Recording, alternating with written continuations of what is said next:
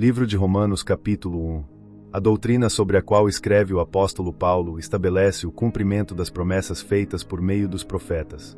Fala do Filho de Deus, Jesus o Salvador, o Messias prometido, que veio de Davi enquanto a sua natureza humana, mas que foi declarado Filho de Deus pelo poder divino que o ressuscitou dentre os mortos. A confissão cristã não consiste no conhecimento conceitual ou simples assentimento intelectual, e muito menos discussões perversas, senão na obediência. Somente os chamados eficazmente por Jesus Cristo são os levados à obediência da fé.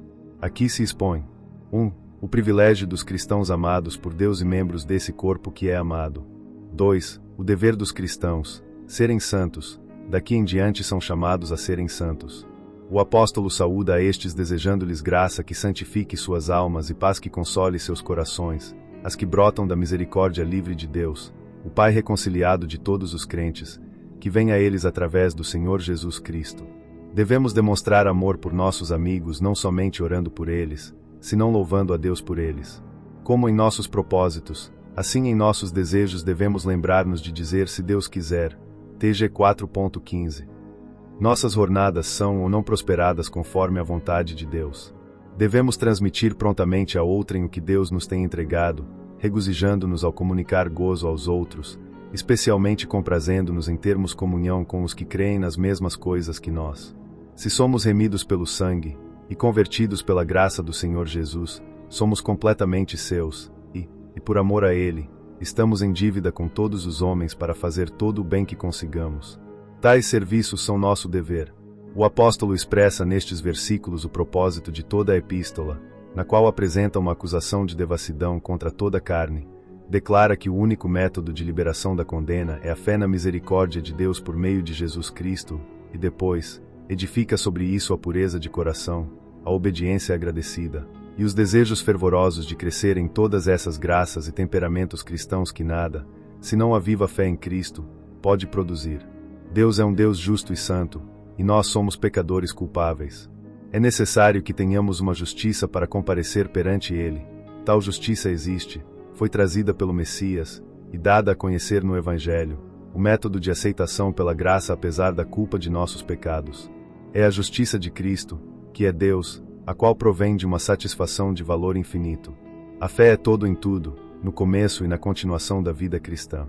Não é da fé às obras como se a fé nos colocará num estado justificado, depois, as obras nos mantivessem ali, senão sempre é de fé em fé, é a fé que continua adiante, obtendo a vitória sobre a incredulidade. O apóstolo começa a mostrar que toda a humanidade necessita a salvação do Evangelho, porque ninguém pode obter o favor de Deus ou escapar de sua ira por meio de suas próprias obras.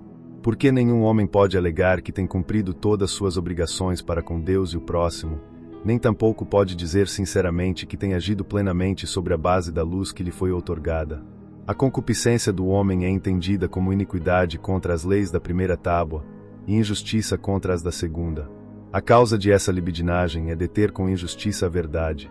Todos fazem mais ou menos o que sabem que é errado, e omitem o que sabem que é bom, de modo que ninguém pode permitir alegar ignorância.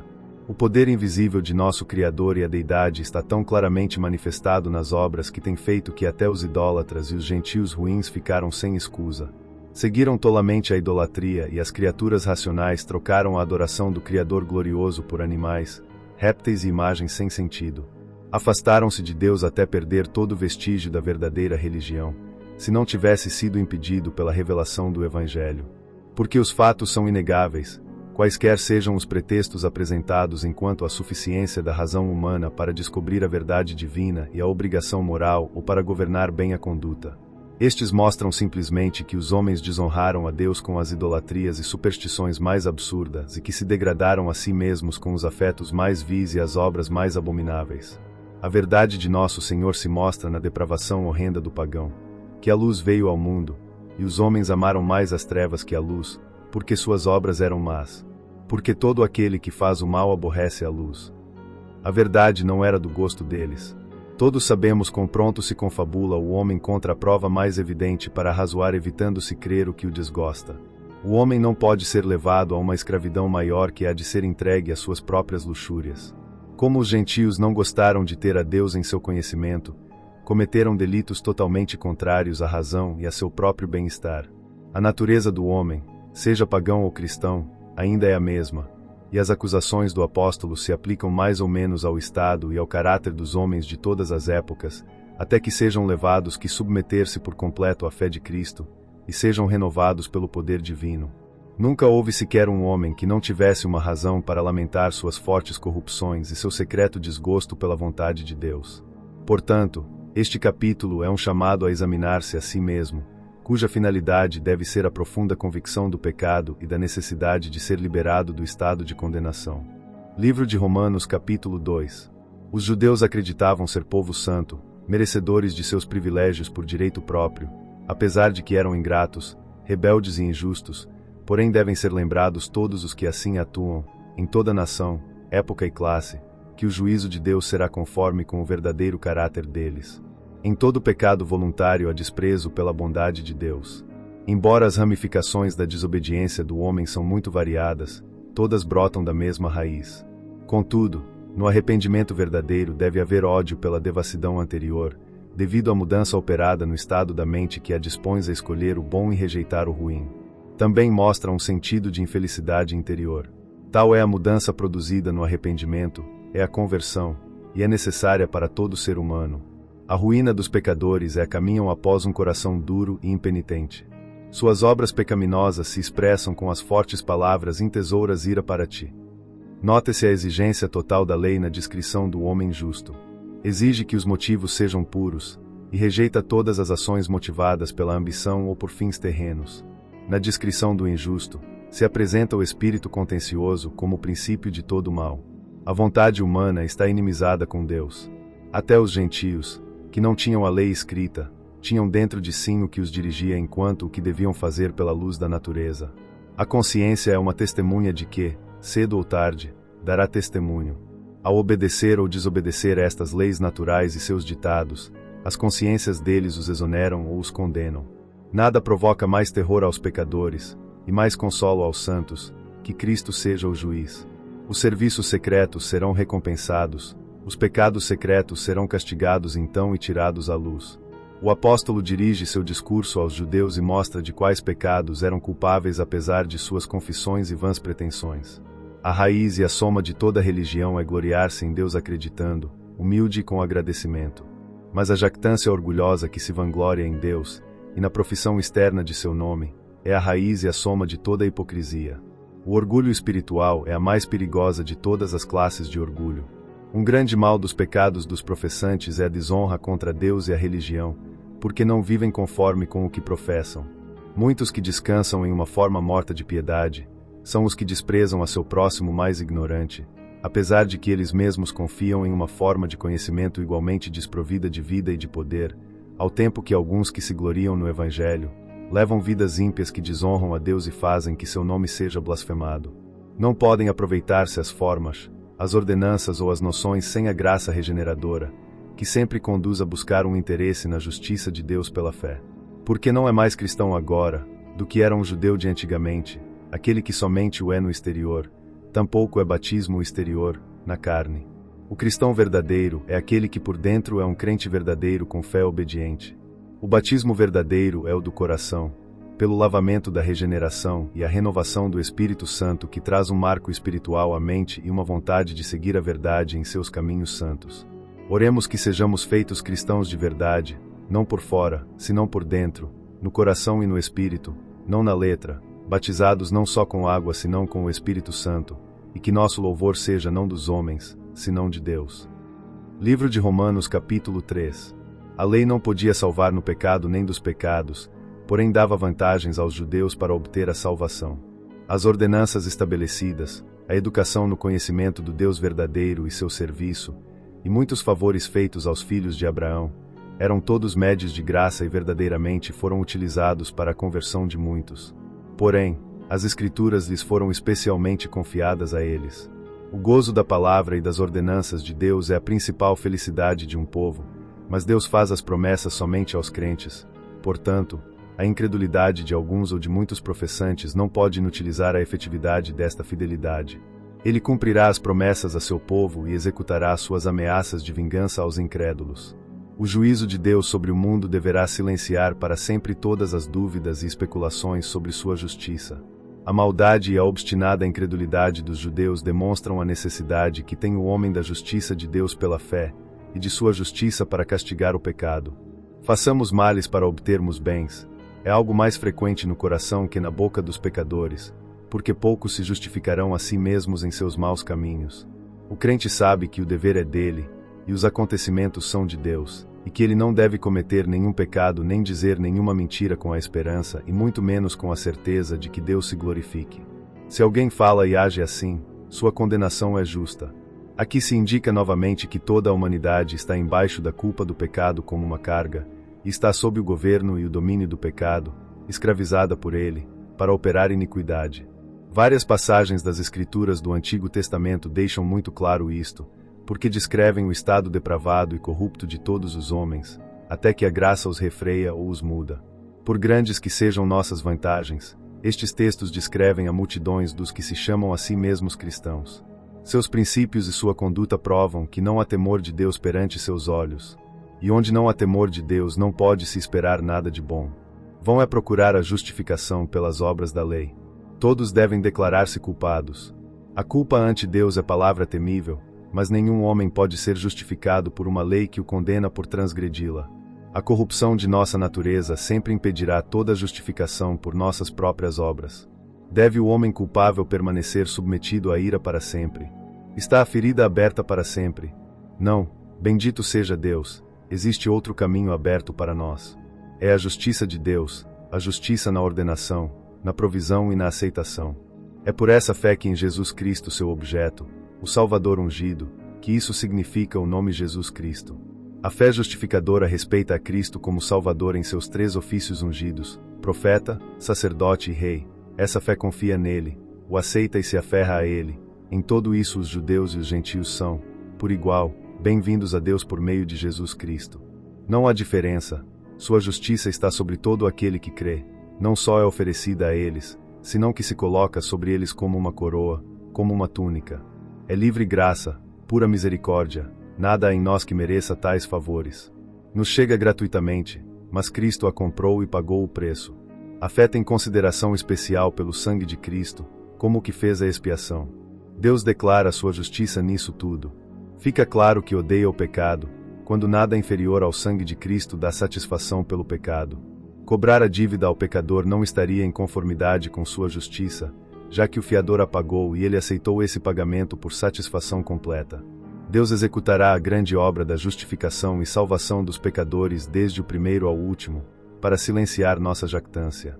Agora, se formos salvados por nossas obras, não seria excluída a vanglória, mas o caminho da justificação pela fé exclui para sempre toda jactância. Contudo, os crentes não são deixados com autorização para transgredir a lei. A fé é uma graça que opera onde quer que opere em verdade. Pela fé, que nesta matéria não é um ato de obediência ou uma boa obra, senão a formação de uma relação entre Cristo e o pecador, que considera adequado que o crente seja perdoado e justifico por amor do Salvador, e que o incrédulo, que não está unido ou relacionado deste modo com ele, permaneça submetido à condena. A lei ainda é útil para convencer-nos do que é passado, e para dirigir-nos rumo ao futuro. Embora não possamos ser salvos por ela como um pacto, contudo a reconhecemos e nos submetemos a ela, como regra na mão do mediador. Livro de Romanos capítulo 4. Para enfrentar os pontos de vista dos judeus, o apóstolo refere-se primeiro ao exemplo de Abraão, em quem se gloriavam os judeus como seu antepassado de maior renome. Por exaltado que fosse em diversos aspectos, não tinha nada de que vangloriar-se na presença de Deus, sendo salvo por graça por meio da fé, como os outros. Sem destacar os anos que se passaram antes de seu chamado e os momentos em que falhou em sua obediência, e ainda em sua fé, a Escritura estabeleceu expressamente que creu ele no Senhor, e imputou-lhe isto por justiça.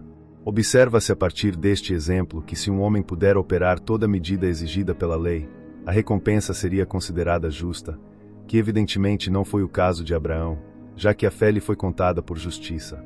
Quando os crentes são justificados pela fé, lhes é imputada por justiça, porém a fé deles não os justifica como parte, pequena ou grande, da justiça própria, senão como meio designado para uni-los àquele que escolheu o nome pelo qual deve ser chamado Jeová Justiça Nossa. A gente perdoada é a única gente abençoada. Claramente surge da Escritura que Abraão foi justificado vários anos antes de sua circuncisão. Portanto, é evidente que este ritual não era necessário para a justificação. Era um sinal da corrupção original da natureza humana. E era um sinal e selo exterior concebido não só para ser a confirmação das promessas que Deus tinha dado a ele e à sua descendência, e da obrigação deles de serem do Senhor, senão para assegurar-lhe de igual modo que já era um verdadeiro partícipe da justiça da fé. Abraão é, deste modo, o antepassado espiritual de todos os crentes que andaram segundo o exemplo de sua obediência de fé. O selo do Espírito Santo em nossa santificação, ao fazer-nos novas criaturas, é a evidência interior da justiça da fé. A promessa foi feita a Abraão muito antes da lei. Aponta a Cristo e se refere à promessa: e em ti serão benditas todas as famílias da terra. A lei produzia ira ao indicar que todo transgressor fica exposto ao descontentamento divino. Como Deus tinha a intenção de dar aos homens um título das BBC prometidas, assim designou que fosse pela fé, para que seja totalmente por graça, para assegurá-la a todos os que tinham a mesma fé preciosa de Abraão, fossem judeus ou gentios, de todas as épocas. A justificação e a salvação dos pecadores, o tomar para si aos gentios que não tinham sido povo, foi um chamado de graça das coisas que não são como se fossem, e isto de dar ser as coisas que não eram, prova o poder onipotente de Deus. Mostra-se a natureza e o poder da fé de Abraão. Acreditou no testemunho de Deus e esperou o cumprimento de sua promessa, com uma firme esperança quando o caso parecia sem esperanças. É fraqueza da fé o que faz que o homem se canse pelas dificuldades do caminho rumo à promessa. Abraão não a considerou como tema que admitisse discussão nem debate. A incredulidade está no fundo de todas nossas dúvidas acerca das promessas de Deus. O poder da fé se demonstra em sua vitória sobre os temores. Deus honra a fé e a grande fé honra a Deus. Foi-lhe imputada por justiça. A fé é uma graça que, entre todas as outras, dá glória a Deus. A fé é, claramente, o instrumento pelo qual recebemos a justiça de Deus, a redenção que é em Cristo, e aquilo que é o instrumento pelo qual a tomamos ou recebemos, não pode ser a coisa mesma, nem pode ser assim tomado e recebido o domingo. A fé de Abraão não o justificou por mérito ou valor próprio, senão ao dar-lhe uma participação em Cristo. A história de Abraão e de sua justificação ficou escrita para ensinar aos homens de todas as épocas posteriores, especialmente aos que, então, conheceriam o Evangelho. É claro que não somos justificados pelo mérito de nossas próprias obras, senão pela fé em Jesus Cristo e em sua justiça, que é a verdade que se enfatiza neste capítulo e o anterior como a grande fonte e fundamento de todo consolo.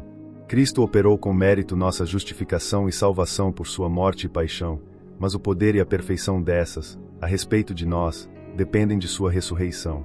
Por sua morte pagou nossa dívida, em sua ressurreição recebeu nossa absolvição. Isaías 53.8.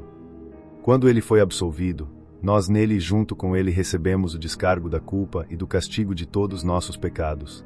Este último versículo é uma resenha ou um resumo de todo o Evangelho. Livro de Romanos capítulo 5. Uma mudança bendita acontece no estado do pecador quando chega a ser um crente verdadeiro, tenha sido o que for. Sendo justificado pela fé tem paz com Deus. O Deus santo e justo não pode estar em paz com o pecador enquanto está embaixo da culpa do pecado. A justificação elimina a culpa e, assim, abre o caminho para a paz. Esta é por meio de nosso Senhor Jesus Cristo, por meio dele como grande pacificador, o mediador entre Deus e o homem. O feliz estado dos santos é o estado de graça. Somos levados a esta graça. Isso nos ensina que não nascemos neste estado. Não poderíamos chegar a esse estado por nós mesmos, senão que somos conduzidos a ele como ofensores perdoados. Ali estamos firmes, postura que denota perseverança, estamos firmes e seguros, sustentados pelo poder de Deus, estamos ali como homens que mantêm seu terreno, sem sermos derrubados pelo poder do inimigo. E os que têm a esperança da glória de Deus no mundo vindouro, têm suficiente para regozijar-se no presente.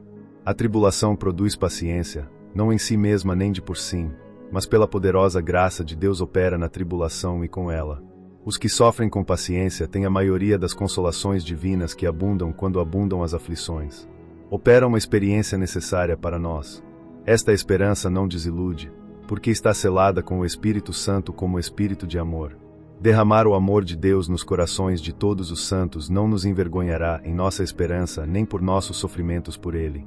Cristo morreu pelos pecadores, não só pelos que eram inúteis, senão pelos que eram culpáveis e aborrecíveis, por estes cuja destruição eterna seria a glória da justiça de Deus. Cristo morreu para salvar-nos, não em nossos pecados, senão de nossos pecados, e ainda éramos culpáveis quando ele morreu por nós. Sim, a mente carnal não só é inimiga de Deus, senão que é a inimizade mesma. Capítulo 8.7, CL 1.21. Porém Deus determinou liberar do pecado e operar uma grande mudança. Enquanto continuar o estado pecaminoso, Deus aborrece ao pecador e o pecador aborrece a Deus. ZC 11.8. É um mistério que Cristo morresse pelos tais, não se conhece outro exemplo de amor, para que bem possa dedicar-se à eternidade a adorar e maravilhar-se nele. Além disso, que ideia tinha o apóstolo quando supõe o caso de um que morre por um justo? E ainda bem que somente o colocou na frase como algo que poderia dizer. Não era que depois de passar por este sofrimento, a pessoa a qual se desejava beneficiar poderia ser libertada, mas, de que são libertados os crentes em Cristo por sua morte. Não da morte corporal, porque todos devem suportá-la. O mal, do qual podia efetuar-se a libertação somente deste modo assombroso, deve ter sido muito mais terrível que a morte natural. Não há mal ao qual não possa aplicar-se o argumento, salvo o que o apóstolo assevera concretamente: o pecado e a ira, o castigo do pecado determinado pela justiça infalível de Deus.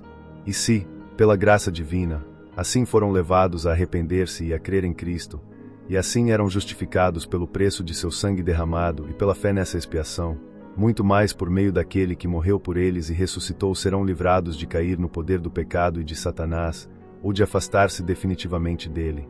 O Senhor vivente de todos concretizará o propósito de seu amor ao morrer salvando até o último de todos os crentes verdadeiros. Tendo tal sinal de salvação no amor de Deus por meio de Cristo, o apóstolo declara que os crentes não somente se regozijam na esperança do céu, e até em suas tribulações por amor de Cristo, senão que também se gloriam em Deus como amigo seguro e porção absolutamente suficiente deles, por meio de Cristo unicamente. A interesse do que se segue é clara. É a exaltação de nosso ponto de vista acerca das bênçãos que Cristo nos tem procurado, comparando-as com o mal que se seguiu à queda de nosso primeiro pai, e mostrando que estas bênçãos não só se estendem para eliminar estes males, senão muito além. Adão peca, sua natureza vira culpável e corrupta e assim passa a seus filhos. Assim, todos pecamos nele. A morte é pelo pecado, porque a morte é o salário do pecado. Então entrou toda essa miséria que é a sorte devida ao pecado, a morte temporal, espiritual e eterna. Se Adão não tiver pecado, não teria morrido, mas a sentença de morte foi ditada como sobre um criminoso, passou a todos os homens como uma doença infecciosa da qual ninguém escapa. Como prova de nossa união com Adão, e de nossa parte naquela primeira transgressão, observa que o pecado prevaleceu no mundo durante muito tempo antes de ser dada a lei a Moisés. A morte reinou esse longo tempo, não somente sobre os adultos que pecavam voluntariamente, senão também sobre multidão de infantes, coisa que mostra que eles tinham caído sob a condenação em Adão, e que o pecado de Adão se espalhou a toda a sua posteridade. Era uma figura ou tipo do que viria como garantia da nova aliança para todos os que são feitos irmãos dele. Por meio da ofensa de um só homem, toda a humanidade fica exposta à condena eterna. Mas a graça e a misericórdia de Deus e o dom livre da justiça e salvação são por meio de justiça como o homem. Contudo, o Senhor do céu tem levado a multidão de crentes a um estado mais seguro e enaltecido que aquele desde o qual caíram em Adão. Este dom livre não os tornou a deixar em estado de prova, os fixou num estado de justificação, como teria sido colocado Adão se tivesse resistido. Existe uma semelhança assombrosa pese as diferenças. Como pelo pecado de um prevaleceram o pecado e a morte para a condenação de todos os homens, assim, pela justiça de um prevaleceu a graça por justificação de todos os relacionados com Cristo pela fé. Por meio da graça de Deus tem abundado para muitos o dom de graça por meio de Cristo. Contudo, as multidões optam por continuar sob o domínio do pecado e da morte em vez de pedir as bênçãos do reino da graça. Todavia, Cristo não lançará fora ninguém que estiver disposto a ir a ele. Por Cristo e sua justiça temos mais privilégios, e maiores que os que perdemos pela ofensa de Adão. A lei moral mostrava que eram pecaminosos muitos pensamentos, temperamentos, palavras e ações, de modo que assim se multiplicavam as transgressões. Não foi que se fizera abundar mais o pecado, senão deixando ao descoberto sua devassidão, como ao deixar que entrasse uma luz mais clara numa habitação deixa ao descoberto o pó e a sujeira que havia ali desde antes, porém não eram vistos. O pecado de Adão e o efeito da corrupção em nós são a abundância daquela ofensa que se tornou evidente ao entrar a lei. Os terrores da lei dulcificam mais ainda os consolos do Evangelho. Assim, pois, Deus Espírito Santo nos entregou, por meio do bendito apóstolo, uma verdade mais importante, cheia de consolo, apta para nossa necessidade de pecadores. Por mais coisas que alguém possa ter por acima de outrem, cada homem é um pecador contra Deus, está condenado pela lei e necessita perdão. Não pode fazer-se de uma mistura de pecado e santidade essa justiça que é para justificar. Não pode existir direito à recompensa eterna sem a justiça pura e imaculada, esperemo-la nem mais nem menos que da justiça de Cristo. Livro de Romanos capítulo 6. O apóstolo é muito completo ao enfatizar a necessidade da santidade. Não a elimina ao expor a livre graça do Evangelho, antes mostra que a conexão entre justificação e santidade é inseparável. Seja aborrecido o pensamento de continuar em pecado para que abunde a graça. Os verdadeiros crentes estão mortos para o pecado, portanto, não devem segui-lo. Ninguém pode estar vivo e morto ao mesmo tempo. Nécio é quem, desejando estar morto ao pecado, pensa que pode viver nele. O batismo ensina a necessidade de morrer ao pecado e ser como ter sido sepultado de toda empresa ímpia e iníqua, e ressuscitar para andar com Deus numa vida nova. Os professantes ímpios podem ter o sinal externo de uma morte para o pecado e de um novo nascimento à justiça, mas nunca passaram da família de Satanás à de Deus. A natureza corrupta, chamada de velho homem porque derivou de Adão, nosso primeiro pai, em todo crente verdadeiro está crucificada com Cristo pela graça derivada da cruz. Está debilitada e em estado moribundo, apesar de que ainda luta pela vida, e até pela vitória. Mas todo o corpo do pecado, seja o que for que não concorde com a santa lei de Deus, deve ser rejeitada para que o crente não seja mais escravo do pecado, senão que viva para Deus e encontre felicidade em seu serviço. Aqui se estipulam os motivos mais fortes contra o pecado, e para pôr em vigência a obediência. Sendo liberados do reinado do pecado, feito vivo para Deus e tendo a perspectiva da vida eterna, corresponde aos crentes interessar-se muito por realizar progressos nela, mas como as luxúrias ímpias não têm sido total desarraigadas nesta vida, a preocupação do cristão deve ser a de resistir suas indicações, lutando com fervor para que, por meio da graça divina, não prevaleçam neste estado mortal. Alente o cristão verdadeiro o pensamento de que este estado logo terminará, enquanto a sedução das luxúrias que, tão frequentemente, o deixam confundido e o inquietam. Apresentemos todos nossos poderes como armas ou instrumentos a Deus, prestes para a guerra e para a obra de justiça a seu serviço. Há poder em nós na aliança de graça. O pecado não terá o domínio. As promessas de Deus para nós são mais poderosas e eficazes para mortificar o pecado que nossas promessas a Deus. O pecado pode lutar em um crente real e criar-lhe uma grande quantidade de transtornos, mas não o dominará. Pode que o angustie, mas não o dominará. Alguém se aproveita desta doutrina estimulante para permitir-se a prática de qualquer pecado. Longe estejam estes pensamentos tão abomináveis, tão contrários às perfeições de Deus, e ao desígnio de seu Evangelho, tão opostos ao ser submetido à graça. Que motivo mais forte contra o pecado que o amor de Cristo? Pecaremos contra tanta bondade e contra uma graça semelhante. Todo homem é o servo do amo a cujos mandamentos se rende, sejam as disposições pecaminosas de seu coração em ações que levam à morte, ou a nova obediência espiritual implantada pela regeneração. Agora se regozija o apóstolo porque eles obedeceram de todo o coração o Evangelho no qual foram colocados como num molde. Assim como o mesmo metal se faz vaso novo quando é fundido e despejado novamente no outro molde, assim o crente tem chegado a ser nova criatura. Existe uma enorme diferença na liberdade de mente e de espírito, tão oposta ao estado de escravidão, que tem o cristão verdadeiro ao serviço de seu justo Senhor, a quem pode considerar como seu Pai, e pela adoção da graça, considerar-se filho e herdeiro daquele. O domínio do pecado consiste em ser escravos voluntários, não em sermos arrastados pelo poder odiado, enquanto se luta pela vitória. Os que agora são servos de Deus, foram uma vez escravos do pecado. O prazer e o proveito do pecado não merecem ser chamados de frutos. Os pecadores não estão mais que arando iniquidade, semeando vaidade e colhendo o mesmo. A vergonha veio ao mundo com o pecado e ainda continua sendo seu efeito seguro. O fim do pecado é a morte. Embora o caminho pareça prazeroso e convidativo, de todos modos afinal haverá amargura. O crente é colocado em liberdade desta condenação, quando é feito livre do pecado. Se o fruto é para a santidade, se há um princípio ativo de graça verdadeira e em crescimento, o final será a vida eterna, um final muito feliz. Apesar de que o caminho é dificultoso, embora seja estreito, espinhoso e cheio de tentações, contudo, a vida eterna em seu final está assegurada. A dádiva de Deus é a vida eterna. E este dom é por meio de Jesus Cristo nosso Senhor. Cristo a comprou, a preparou, nos prepara para ela, nos preserva para ela.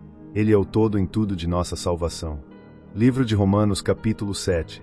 Enquanto o homem continue sob a aliança da lei, e procure justificar-se por sua obediência, continua sendo de alguma forma escravo do pecado. Nada senão o Espírito de vida em Jesus Cristo pode libertar o pecador da lei do pecado e da morte. Os crentes são liberados do poder da lei, que os condena pelos pecados cometidos por eles, e são livrados do poder da lei que incita e provoca o pecado que habita neles. Entenda isso, não da lei como regra, senão como pacto de obras. Em profissão e privilégio estamos sob uma aliança de graça, e não sob um pacto de obras, sob o Evangelho de Cristo, não embaixo da lei de Moisés. A diferença se apresenta com o símile ou figura de estar casado com um segundo marido. O segundo matrimônio é com Cristo. Pela morte somos liberados da obrigação da lei enquanto a aliança, como a esposa o é de seus votos para com o primeiro marido. Em nosso acreditar poderosa e eficazmente estamos mortos para a lei, e não temos mais relação com ela que a que o servo morto, liberado de seu amo, a tem com o jugo de seu amo. O dia em que acreditamos é o dia em que somos unidos ao Senhor Jesus. Entramos numa vida de deportação dele e de dever para com ele. As boas obras são pela união com Cristo. Como o fruto da videira é o produto de estar em união com suas raízes, não há fruto para Deus até que estejamos unidos com Cristo. A lei, e os esforços maiores de qualquer embaixo dela, ainda na carne, sob o poder de princípios corruptos, não podem endireitar o coração enquanto ao amor de Deus, nem derrotar as luxúrias mundanas, ou dar verdade e sinceridade nas partes internas, nem nada que venha pelo poder especialmente santificador do Espírito Santo. Somente a obediência formal da letra externa de qualquer preceito pode ser cumprida por nós sem a graça renovadora da nova aliança, que cria de novo. Não há forma de chegar ao conhecimento do pecado, que é necessário para o arrependimento, portanto, para a paz e o perdão, senão tratando nossos corações e vidas com a lei. Em seu próprio caso, o apóstolo não teria conhecido a concupiscência de seus pensamentos, motivos e ações senão pela lei. Essa norma perfeita mostrou quão malvado era seu coração e sua vida, provando que seus pecados eram mais numerosos do que havia pensado antes, mas não continha nenhuma cláusula de misericórdia ou graça para seu alívio. Ignora a natureza humana e a perversidade de seu próprio coração aquele que não adverte em si mesmo a facilidade para imaginar que exista algo desejável no que está fora de seu alcance. Podemos captar isto em nossos filhos, embora o amor próprio nos segue a respeito de nós mesmos. Quanto mais humilde e espiritual seja um cristão, mais verá que o apóstolo descreve ao crente verdadeiro, desde suas primeiras convicções de pecado até seu maior progresso na graça, durante este presente estado imperfeito. Paulo foi uma vez fariseu, ignorante da espiritualidade da lei, que tinha certo caráter correto sem conhecer sua depravação interior. Quando o mandamento chegou à sua consciência pela convicção do Espírito Santo, e viu o que lhe era exigido, achou que sua mente pecaminosa se levantava em sua contra. Ao mesmo tempo sentiu a maldade do pecado, seu próprio estado pecaminoso, e que era incapaz de cumprir a lei e que era como um criminoso condenado. Contudo, apesar de que o princípio do mal no coração humano produz más motivações, e mais ainda tomando ocasião pelo mandamento, de todos modos a lei é santa, e o mandamento, santo, justo e bom. Não é favorável ao pecado que o procura no coração e o descobre e reprova em seu agir interior. Nada é tão bom que uma natureza corrupta ou viciosa não perverta. O mesmo calor que amolece a cera endurece o barro. O alimento ou o remédio, quando são mal ingeridos, podem provocar a morte, apesar de que sua natureza é nutrir ou sarar. A lei pode provocar a morte por meio da depravação do homem, mas o pecado é o veneno que produz a morte. Não a lei, senão o pecado descoberto pela lei foi feito morte para o apóstolo. A natureza destruidora do pecado e a devassidão do coração humano são claramente indicados aqui.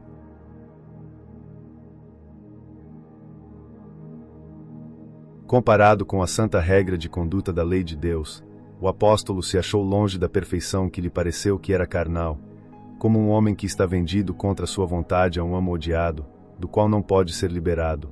O cristão verdadeiro serve involuntariamente a esse amo odiado, mas não pode sacudir-se a corrente humilhante até que o resgate seu amigo poderoso e a graça do alto.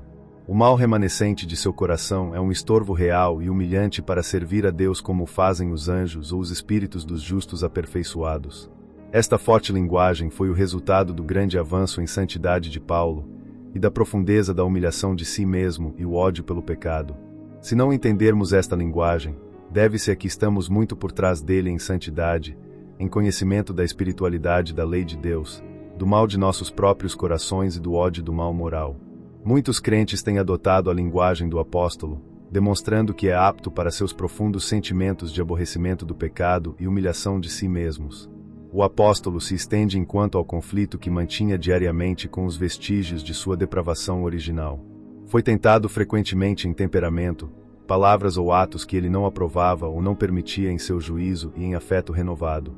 Distinguindo seu eu verdadeiro, sua parte espiritual, do eu ou carne, em que habita o pecado, e observando que as ações más eram realizadas não por ele, senão pelo pecado que habitava nele, o apóstolo não quis dizer que os homens não são responsáveis de render contas de seus pecados, senão que ensina o mal de seus pecados demonstrando que todos o estão fazendo contra sua razão e sua consciência. O pecado que habita em um homem não resulta ser quem o manda ou o domina. Se um homem vive em uma cidade ou em um país, ainda pode não reinar ali. Quanto mais puro e santo seja o coração, será mais sensível ao pecado que permanece nele. O crente vê mais da beleza da santidade e a excelência da lei. Seus desejos fervorosos de obedecer aumentam à medida que cresce na graça. Mas não faz todo o bem ao qual se inclina plenamente sua vontade.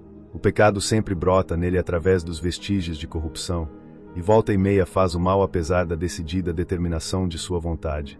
As pressões do pecado interior apensavam o apóstolo. Se pela luta da carne contra o espírito quis dizer que ele não podia fazer nem cumprir como sugeria o espírito, assim também, pela eficaz oposição do espírito, não podia fazer aquilo para o qual a carne o compelia. Quão diferente é este caso do daqueles que se sentem cômodos com as seduções internas da carne que os empurra ao mal. Estes, contra a luz e a advertência de sua consciência, continuam adiante, até na prática externa, fazendo o mal, e deste modo, com premeditação, continuam no caminho à perdição. Porque quando o crente está debaixo da graça, e sua vontade está no caminho da santidade, se deleita sinceramente na lei de Deus e na santidade que exige, conforme a seu homem interior, o novo homem nele, criado segundo Deus na justiça e santidade da verdade. Esta passagem não representa ao apóstolo como um que andasse em pós da carne, senão como um que se dispunha de todo o coração a não andar assim. Se há os que abusam desta passagem, como também das outras escrituras, para sua própria destruição, os cristãos sérios encontram, contudo, causa por abençoar a Deus por ter provido assim para seu sustento e consolo. Não devemos ver defeitos na escritura, nem tampouco de nenhuma interpretação justa e bem respaldada da mesma, somente porque os cegados por suas próprias luxúrias abusem dela. Nenhum homem que não estiver metido neste conflito pode entender claramente o significado destas palavras, nem julgar retamente acerca deste conflito doloroso que levou ao apóstolo a lamentar-se de si mesmo como miserável, constrangido por fazer o que aborrecia. Não podia livrar a si mesmo e isso o fazia agradecer mais fervorosamente a Deus o caminho de salvação revelado por meio de Jesus Cristo, que lhe prometeu a liberação final deste inimigo. Assim, pois, então, diz ele, eu mesmo, com minha mente, meu juízo consciente, meus afetos e propósitos de homem regenerado pela graça divina, sirvo e obedeço à lei de Deus, mas com a carne, a natureza carnal, os vestígios da depravação, sirvo à lei do pecado, que batalha contra a lei de minha mente. Não é que a sirva como para viver debaixo dela ou permiti-la, senão que é incapaz de livrar-se a si mesmo dela, ainda em seu melhor estado, e necessitando buscar ajuda e liberação fora de si mesmo. Evidente é que agradece a Deus por Cristo, como nosso libertador, como nossa expiação e justiça nele mesmo, e não devido a nenhuma santidade operada em nós. Não conhecia uma salvação assim, e rejeitou todo o direito a ela. Está disposto a agir em todos os pontos conforme com a lei, em sua mente e consciência, mas estava impedido pelo pecado que o habitava, e nunca alcançou a perfeição que a lei requer. Em que pode consistir a liberação para um homem sempre pecador, senão a livre graça de Deus segundo é oferecida em Cristo Jesus? O poder da graça divina e do Espírito Santo poderia desarraigar o pecado de nossos corações ainda nesta vida, se a sabedoria divina o tivesse achado adequado. Porém se sofre, para que os cristãos sintam e entendam constante e completamente o estado miserável do qual os salva a graça divina, para que possam ser resguardados de confiar em si mesmos, e que sempre possam tirar todo o seu consolo e esperança da rica e livre graça de Deus em Cristo. Livro de Romanos capítulo 8. Os crentes podem ser castigados pelo Senhor, mas não serão condenados com o mundo. Por sua união com Cristo por meio da fé, estão seguros. Qual é o princípio de seu andar, a carne ou o espírito, a natureza velha ou a nova, a corrupção ou a graça? Para qual destes fazemos provisão? Por qual somos governados? A vontade sem renovar é incapaz de obedecer por completo nenhum mandamento. A lei, além dos deveres externos, requer obediência interna. Deus mostra seu aborrecimento do pecado pelos sofrimentos de seu Filho na carne, para que a pessoa do crente fosse perdoada e justificada. Assim, se satisfez a justiça divina e se abriu o caminho da salvação para o pecador. O Espírito escreve a lei do amor no coração, e mesmo que a justiça da lei não seja cumprida por nós, de todos modos, bendito seja Deus se cumpre em nós, em todos os crentes aos que respondem à intenção da lei. O favor de Deus, o bem-estar da alma, os interesses da eternidade, são as coisas do Espírito que importam aos que são segundo o Espírito. Por qual caminho avançam com maior deleite nossos pensamentos? Por qual caminho vão nossos planos e engenhos? Somos mais sábios para o mundo ou para nossas almas? Os que vivem no prazer estão mortos. 1 TM 5.6. A alma santificada é uma alma viva, e essa vida é paz. A mente carnal não é só inimiga de Deus, senão a inimizade mesma. O homem carnal pode, pelo poder da graça divina, ser submetido à lei de Deus, mas a mente carnal, nunca. Esta deve ser quebrantada e expulsada. Podemos conhecer nosso estado e caráter verdadeiro quando nos perguntamos se temos ou não o Espírito de Deus e de Cristo. Versículo 9. Vocês não estão na carne, senão no Espírito. Ter o Espírito de Cristo significa ter mudado o desígnio próprio, em certo grau, para o sentir que havia em Cristo Jesus, e isso deve perceber-se numa vida e numa conversação que corresponda a seus preceitos e a seu exemplo.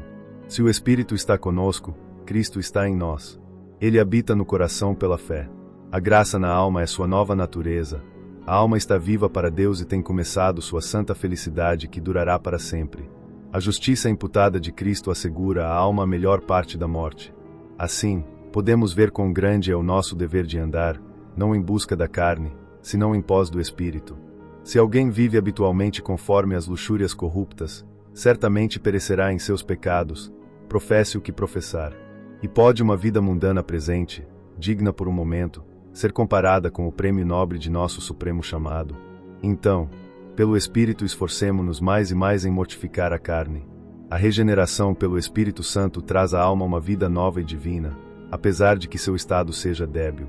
Os filhos de Deus têm o Espírito para que opere neles a disposição de filhos, não têm o espírito de servidão, debaixo do qual estava a igreja do Antigo Testamento, pela escuridão dessa dispensação. O espírito de adoção não estava, então, plenamente derramado. E se refere ao espírito de servidão, ao qual estavam sujeitos muitos santos em sua conversão. Muitos se jactam de ter paz em si mesmos, aos quais Deus não tem dado paz. Porém os santificados têm o Espírito de Deus que dá testemunho a seus espíritos, que lhes dá paz às suas almas. Embora agora podemos parecer perdedores por Cristo, afinal não seremos, não podemos ser perdedores para Ele. Os sofrimentos dos santos golpeiam, mas não mais profundo que as coisas do tempo, somente duram o tempo atual, são aflições leves e passageiras. Quão diferentes são a sentença da palavra e o sentimento do mundo a respeito dos sofrimentos deste tempo presente. Sem dúvida toda a criação espera com anelante expectativa o período no que se manifestem os filhos de Deus na glória preparada para eles. A impureza, deformidade e doença que sobrevieram à criatura pela queda do homem, a inimizade de uma criatura contra outra, são utilizadas pelo homem, e até se abusa delas, como instrumentos de pecado. Contudo, este estado deplorável da criação está com esperança. Deus a livrará de ser assim mantida em escravidão pela depravação do homem. As misérias da raça humana, por meio da maldade própria de cada um e de uns para com outros, declaram que o mundo nem sempre continuará como está.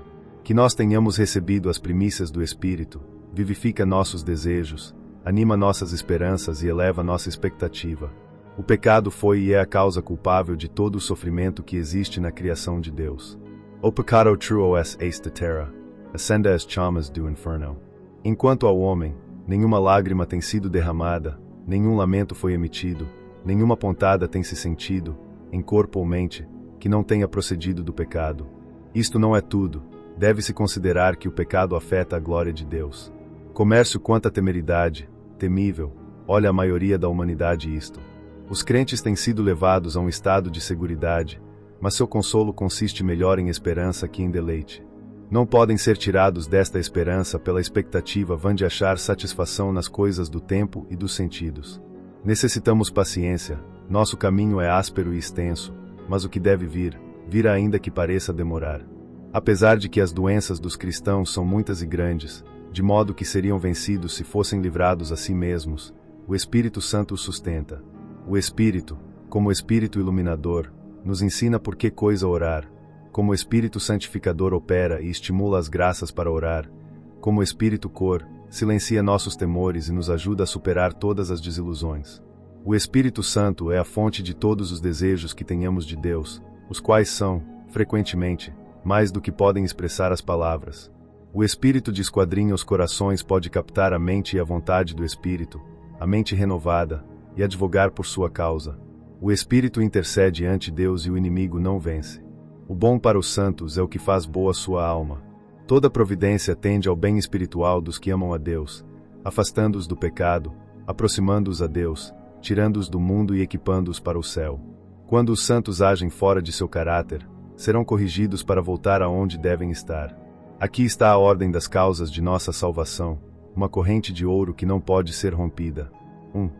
Porque aos que dantes conheceu também os predestinou para serem conformes à imagem de seu Filho. Tudo isso que Deus concebeu como a finalidade da glória e a felicidade, o decretou como o caminho da graça e da santidade. Toda a raça humana merecia a destruição, mas por razões imperfeitamente conhecidas para nós, Deus determinou recuperar alguns pela regeneração e o poder de sua graça. Ele predestinou, ou decretou antes, que eles fossem conformados à imagem de seu Filho. Nesta vida eles são renovados em parte e andas em suas pegadas. 2. E aos que predestinou a estes também chamou.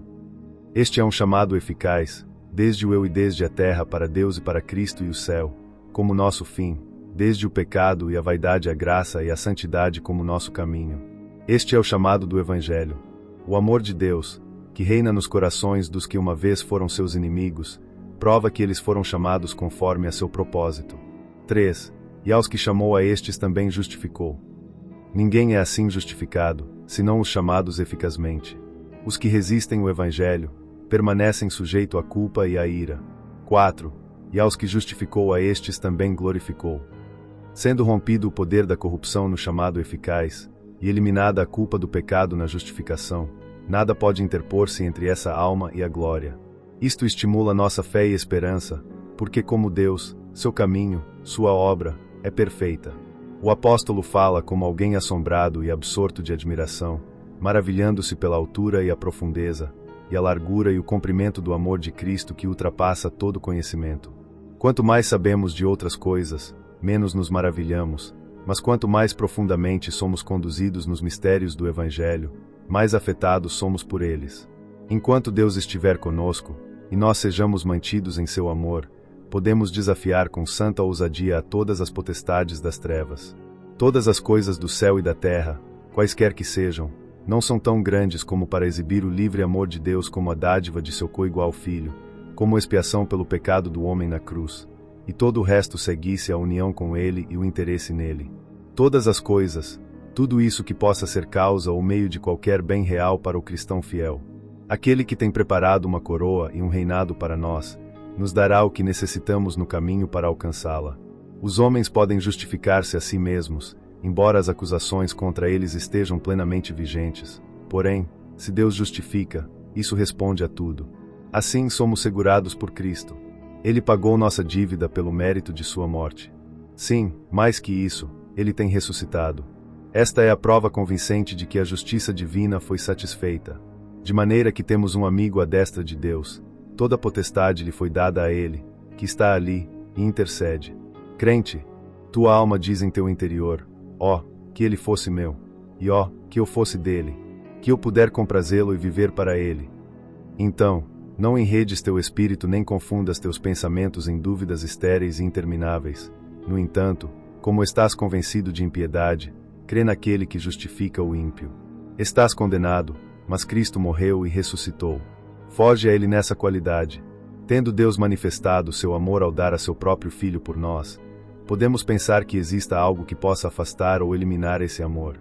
Os problemas não causam nem mostram nenhuma diminuição de seu amor. Não importa de que sejam separados os crentes, resta o suficiente. Ninguém pode tirar a Cristo do crente, ninguém pode tirar o crente de Cristo, e isso basta. Todos os outros riscos nada significam. Sim, pobres pecadores. Embora abundem com possessões deste mundo, que coisas tão vãs são. Podes dizer de qualquer delas, quem nos separará? Pode que até te saquem as habitações preciosas, as amizades e a fortuna. Pode que vivas até para ver e esperar tua partida. Afinal, deves separar-te, porque deves morrer. Então, adeus a tudo o que este mundo considera de supremo valor.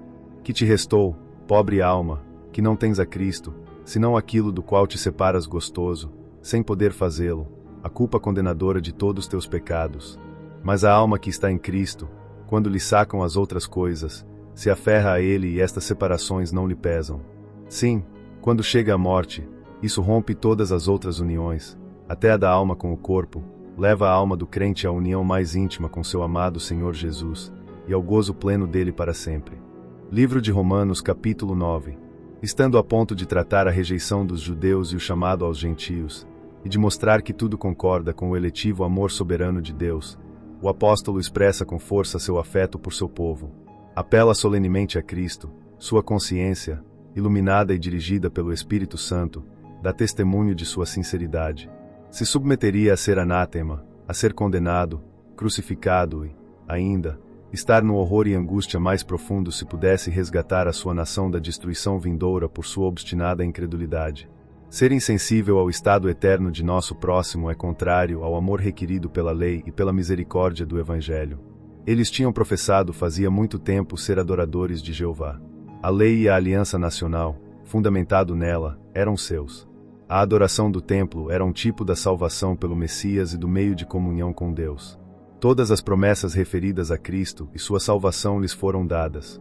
Não só está sobre todo como mediador, é o Deus bendito pelos séculos. A rejeição dos judeus pela dispensação do Evangelho não quebrantou a promessa de Deus aos patriarcas. As promessas e as advertências se cumprirão. A graça não corre através do sangue, nem os benefícios salvíficos se acham sempre nos privilégios externos da Igreja. Não só foram eleitos alguns da semente de Abraão, e outros não, senão que Deus operou conforme ao conselho de sua vontade. Deus profetizou de Esaú e Jacó, nascidos em pecado, homens da ira por natureza, como o resto. Se forem deixados a si mesmos teriam continuado em pecado durante toda a vida, porém, por razões santas e sabias, que não nos são dadas a conhecer, ele se propôs mudar o coração de Jacó e deixar a Esaú em sua maldade. Este caso de Esaú e Jacó ilumina a conduta divina com a raça caída do homem. Toda a Escritura mostra a diferença entre o cristão confesso e o crente real. Os privilégios externos são concedidos a muitos que não são os filhos de Deus. Contudo, há um estímulo completo para o uso diligente dos médios de graça que Deus tem determinado. Qualquer coisa que Deus faça deve ser justa.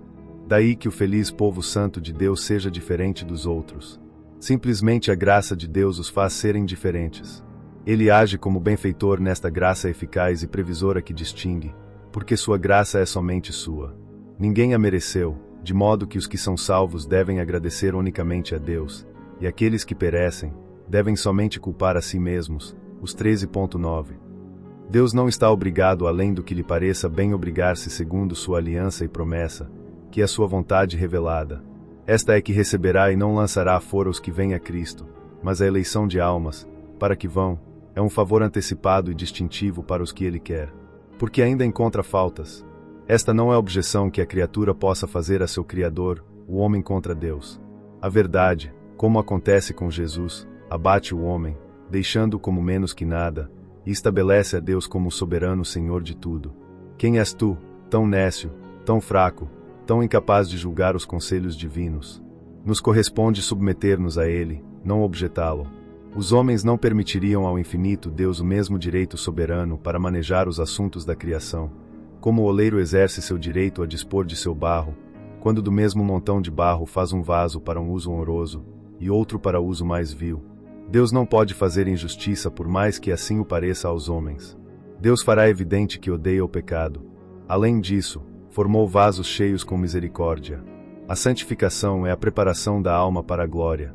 Esta é obra de Deus. Os pecadores se preparam para o inferno, mas Deus é quem prepara os santos para o céu. E a todos os que Deus destina para o céu no além, a esses prepara agora. Queremos saber quem são esses vasos de misericórdia. Aos que Deus chamou, e esses não somente são dos judeus, senão dos gentios. Certamente que não pode haver injustiça em nenhuma destas dispensações divinas. Não existe em Deus que exerce sua benignidade, paciência e tolerância para com os pecadores sujeitos à culpa crescente, antes de trazer-lhes sua destruição total. A falta está no mesmo pecador calejado. Enquanto a todos os que amam e temem a Deus, por mais que essas verdades pareçam estar além de seu entendimento, ainda assim guardam silêncio perante Ele. É somente o Senhor quem nos faz diferentes. Devemos adorar sua misericórdia perdoadora e sua graça que recria, e sermos diligentes para assegurar nossa vocação e eleição. A rejeição dos judeus e a incorporação dos gentios estavam profetizadas no Antigo Testamento. Isto ajuda muito a esclarecer uma verdade, a observar como se cumpre nela a Escritura. Prodígio da potestade e misericórdia divinas é que haja alguns salvos, porque ainda os deixados para ser semente teriam perecido com o resto, se Deus os tiver tratado conforme com seus pecados. Esta grande verdade nola ensina esta Escritura. Deve-se temer que, ainda no vasto número de cristãos professantes, somente um remanescente será salvo. Os gentios não conheciam sua culpa e miséria, portanto, não se davam a moléstia de procurar-se remédio, mas alcançaram a justiça por fé, não por tornar-se prosélitos da religião judaica, nem por submeter-se à lei cerimonial, senão abraçando a Cristo, crendo nele e sujeitando-se ao Evangelho. Os judeus falavam muito de justificação e santidade, e parecia que desejavam muito ser os favoritos de Deus. Buscaram, mas não da forma correta, não da maneira que faz humilde, não do modo estabelecido. Esperavam a justificação obedecendo aos preceitos que as cerimônias da lei de Moisés. Os judeus incrédulos tiveram uma justa oferta de justiça, vida e salvação, feita a eles nas condições do Evangelho, coisa da qual não gostaram e não aceitaram. Temos procurado saber como podemos ser justificados ante Deus, buscando essa bênção na forma aqui indicada, por fé em Cristo, como Jeová justiça nossa. Então, não seremos envergonhados nesse dia terrível, quando todos os refúgios de mentira sejam arrasados, e a ira divina inunde todo o esconderijo salvo aquele que Deus tem preparado em seu Filho. Livro de Romanos capítulo 10. Os judeus edificaram sobre um fundamento falso e não quiseram ir a Cristo para receber a salvação gratuita pela fé, e são muitos os que em cada época fazem o mesmo em diversas formas. A severidade da lei demonstrou aos homens sua necessidade de salvação por graça por meio da fé. As cerimônias eram uma sombra de Cristo que cumpre a justiça e carrega com a maldição da lei. Assim que, ainda debaixo da lei, todos os que foram justificados perante Deus obtiveram essa bênção pela fé, pela qual foram feitos partícipes da perfeita justiça do Redentor prometido. A lei não é destruída nem frustrada à intenção do legislador, porém tendo dado à morte de Cristo a plena satisfação por nossa violação da lei, se alcança a finalidade. Isto é, Cristo cumpriu toda a lei, portanto, quem crê nele é contado como justo diante de Deus, como se ele mesmo tivesse cumprido toda a lei. Os pecadores nunca se diluem em vãs fantasias de sua própria justiça, se conheceram a justiça de Deus como Rei ou sua retidão como Salvador. O pecador condenado por si mesmo não deve confundir-se com a forma em que pode achar-se esta justiça. Quando falamos em olhar para Cristo, recebê-lo e alimentar-nos dele, não queremos dizer a Cristo no céu nem Cristo no profundo, senão Cristo na promessa, Cristo oferecido na palavra. A justificação pela fé em Cristo é uma doutrina simples. Se expõe ante a mente e o coração de cada pessoa, deixando-a assim sem desculpa pela incredulidade. Se um homem tem confessado sua fé em Jesus como Senhor e Salvador dos pecadores perdidos, e realmente crê em seu coração que Deus o levantou dentre os mortos, para mostrar que tinha aceitado a expiação, deve ser salvado pela justiça de Cristo, imputada a ele por meio da fé. Porém, nenhuma fé justifica o que não é poderoso para santificar o coração e regulamentar todos seus afetos pelo amor de Cristo. Devemos consagrar e render nossas almas e nossos corpos a Deus, nossas almas ao crer com o coração, e nossos corpos ao confessar com a boca. O crente nunca terá causa para arrepender-se de sua confiança total no Senhor Jesus. Nenhum pecador será nunca envergonhado de tal fé ante Deus, e deveria gloriar-se dela diante dos homens. Não há um Deus para os judeus que seja melhor, e outro para os gentios que seja menos bom. O Senhor é o Pai de todos os homens. A promessa é a mesma para todos os que invocam o nome do Senhor Jesus como Filho de Deus, como Deus manifestado em carne. Todos os crentes desta classe invocam o Senhor Jesus e ninguém mais o fará tão humilde ou sinceramente. Mas, como poderia invocar ao Senhor Jesus, ao Salvador divino, alguém que não tem ouvido dele? Qual é a vida do cristão, senão uma vida de oração? Isso demonstra que sentimos nossa dependência dele e que estamos prontos para render-nos a ele, e temos a expectativa confiada acerca de todo o nosso de parte dele. Era necessário que o Evangelho fosse pregado aos gentios. Alguém deve mostrar-lhes o que devem crer. Que recebimento deveria ter o Evangelho entre aqueles aos que lhes for pregado? O Evangelho é dado não só para ser conhecido e crido, senão para ser obedecido. Nosso que um sistema de noções, senão uma regra de conduta. O começo, o desenvolvimento e o poder da fé vem por ouvir, porém somente o ouvir a palavra, porque a palavra de Deus fortalecerá a fé. Não sabiam os judeus que os gentios seriam chamados? Eles poderiam tê-lo sabido por Moisés e Isaías. Isaías fala claramente da graça e do favor de Deus que avança para ser recebido pelos gentios. Não foi esse nosso caso. Não começou Deus com amor, e se nos deu a conhecer quando nós não perguntávamos por ele. A paciência de Deus para com os pecadores provocadores é maravilhosa.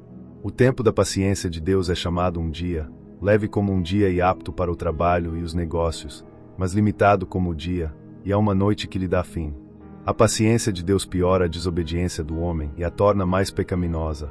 Podemos maravilhar-nos ante a misericórdia de Deus, de que sua bondade não seja vencida pela maldade do homem. Podemos maravilhar-nos ante a iniquidade do homem, de que sua maldade não seja vencida pela bondade de Deus. É questão de gozo pensar que Deus enviou a mensagem de graça a tantíssimos milhões pela ampla difusão de seu Evangelho. Livro de Romanos capítulo 11. Houve um remanescente escolhido de judeus crentes que teve justiça e vida pela fé em Jesus Cristo. Estes foram preservados conforme a eleição de graça. Se então esta eleição era de graça, não poderia ser por obras, sejam feitas ou previstas. Toda disposição verdadeiramente boa em uma criatura deve ser efeito, e portanto, não pode ser causa, da graça de Deus outorgada a ela. A salvação de princípio a fim deve ser de graça ou de dívida. Estas coisas se contradizem entre si, tanto que não podem fundir-se. Deus glorifica sua graça mudando os corações e os temperamentos dos rebeldes. Então, como deveriam admirá-lo e louvá-lo? A nação judaica estava como num profundo sono, sem conhecer seu perigo nem interessar-se a esse respeito. Não tem consciência de necessitar o Salvador ou de estar à borda de sua destruição eterna. Tendo predito pelo Espírito os sofrimentos de Cristo infligidos por seu povo, Davi prediz os terríveis juízos de Deus contra eles por isso. Salmo 69. Isto nos ensina a entender outras orações de Davi contra seus inimigos. Estas são profecias dos juízos de Deus, não expressões de sua própria ira. As maldições divinas operam por longo tempo e temos nossos olhos escurecidos se nos inclinamos ante a mentalidade mundana. O Evangelho é a riqueza maior em todo lugar onde esteja. Portanto, assim como a justa rejeição dos judeus incrédulos foi a ocasião para que uma grande multidão, tão imensa, de gentios, se reconciliasse com Deus, e tivesse paz com ele, a futura recepção dos judeus na igreja significará uma mudança tal que se parecerá com a ressurreição geral dos mortos em pecado a uma vida de justiça. Abraão era a raiz da igreja. Os judeus eram ramos desta árvore até que, como nação, rejeitaram o Messias. Depois disso, sua relação com Abraão e Deus foi cortada. Os gentios foram enxertados nesta árvore em lugar deles, sendo admitidos na igreja de Deus.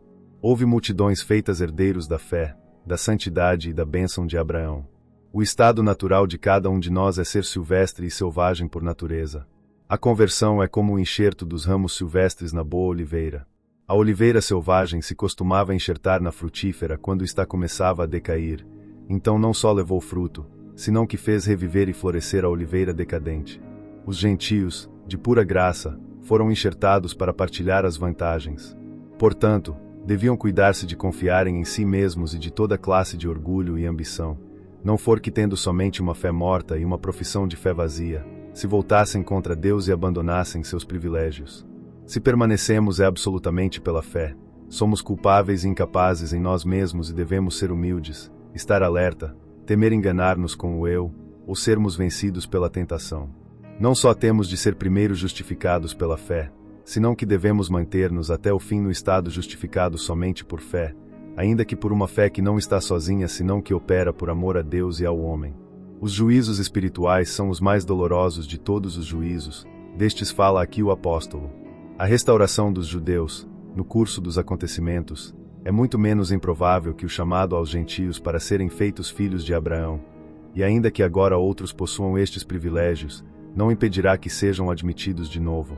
Por rejeitar o Evangelho, e por indignar-se pela pregação aos gentios, os judeus se tornaram em inimigos de Deus, embora ainda são favorecidos por amor de seus pais piedosos. Apesar de que na atualidade são inimigos do Evangelho, por seu ódio aos gentios, quando chegar o tempo de Deus isso já não existirá mais, e o amor de Deus por seus pais será lembrado. A graça vossa não procura limitar o favor de Deus. Os que encontram misericórdia devem esforçar-se para que por sua misericórdia outros também possam alcançar misericórdia. Não se trata de uma restauração em que os judeus tornam a ter seu sacerdócio, o templo e as cerimônias novamente.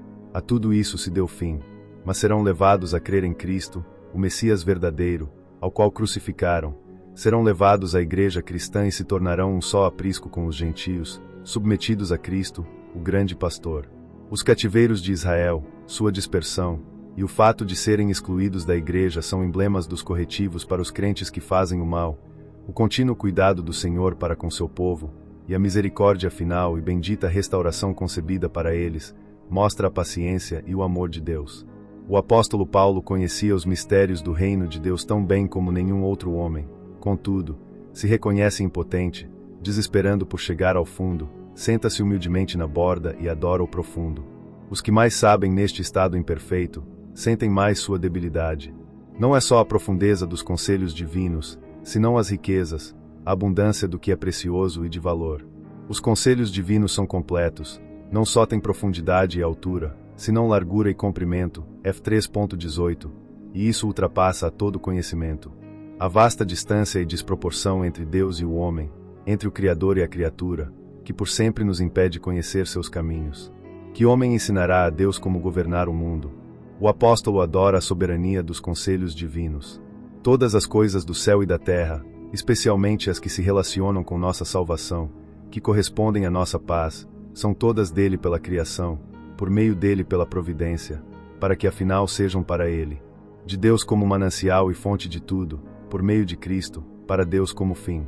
Estas incluem todas as relações de Deus com suas criaturas. Se todos somos dele, e por ele, todos seremos dele e para ele. Todo o que começa, que seu fim seja a glória de Deus. Adoremo-lo especialmente quando falamos dos conselhos e ações divinas. Os santos do céu nunca discutem, sempre louvam.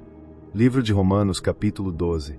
Tendo terminado o apóstolo a parte de sua carta em que argumenta e prova diversas doutrinas que são aplicadas praticamente, aqui apresenta deveres importantes a partir dos princípios do Evangelho. Ele roga aos romanos, como irmãos em Cristo, que pelas misericórdias de Deus apresentem seus corpos em sacrifício vivo a Ele. Este é um poderoso chamado. Recebemos diariamente do Senhor os frutos de sua misericórdia. Apresentemo-nos, todo o que somos, todo o que temos, todo o que fazemos, porque depois de tudo, que tanto é em comparação com as grandes riquezas que recebemos, é aceitável a Deus, um culto racional, pelo qual somos capazes e estamos preparados para dar razão, e o entendemos. A conversão e a santificação são a renovação da mente, mudança, não da substância, cena das qualidades da alma. O progresso na santificação, morrer mais e mais para o pecado, e viver mais e mais para a justiça, é executar esta obra renovadora, até que é aperfeiçoada na glória. O grande inimigo desta renovação é conformar-se a este mundo. Cuidem-se de formar-se planos para a felicidade, como se ela estiver nas coisas deste mundo, que logo passam. Não caiam nos costumes dos que andam nas luxúrias da carne, e se preocupam com as coisas terrenas.